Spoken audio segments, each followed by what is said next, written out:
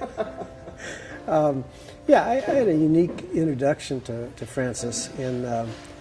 I was in a community college transferring to Cal Poly, and a friend of mine was in the same school with me, and he was transferring to UC Santa Cruz. And so he asked me to give him a ride from Orange County to Santa Cruz, which is quite a ways, drop him off. But it was a surf trip.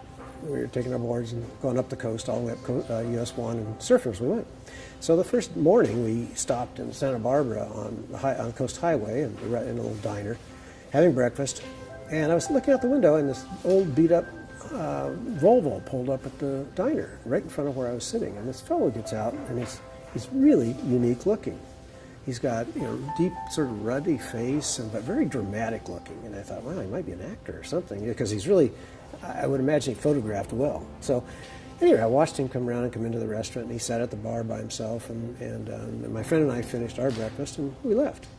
We drove on up the coast and found a surf spot, really cool overlook, and went out, surfed for about an hour, and walked back out of the water, and here he comes, this fellow, this unique-looking fellow is walking down this path to the beach. He passes right by us, doesn't say a word to us, just, nods and goes on.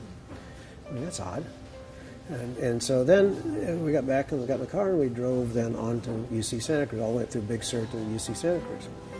I dropped off my friend, and he checked into his dorm, and I said, well, before I take that long ride back to Southern California, I'm going to take a walk across this campus. It's absolutely beautiful.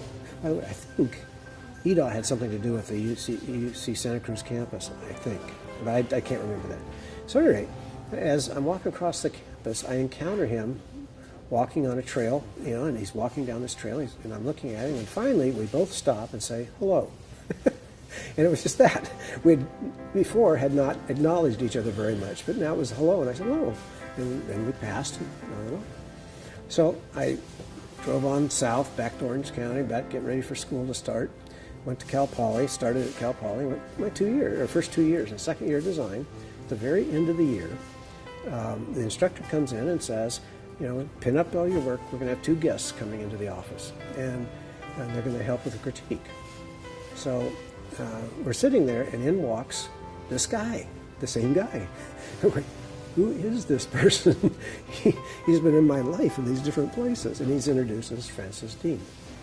So I thought, wow, finally. Then I went, God, I didn't realize he was so important. So that was sort of the first introduction to him.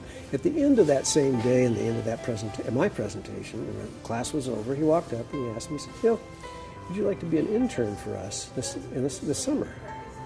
And I said, yeah, I would.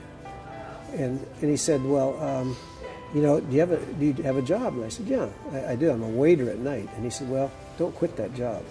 We don't pay interns. And I said, that's okay. Yeah, that's okay with me. I'll do it. So that was how I met him. And he just turned out to be, and I'm jumping ahead a little bit, just turned out to be a wonderful person to work with.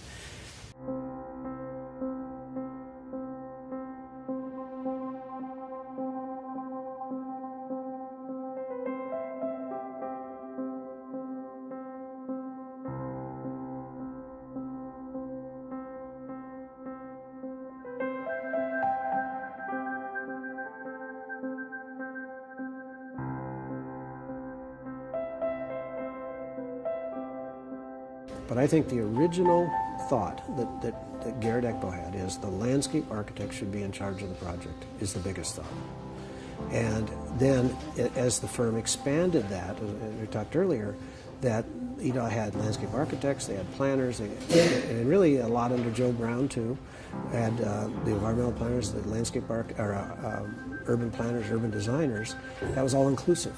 Now the team was much bigger. It made more sense that this team be leading the projects. And I think there's a quote by Joe Brown about landscape architects need to be warriors, and that's a really good way of looking at it.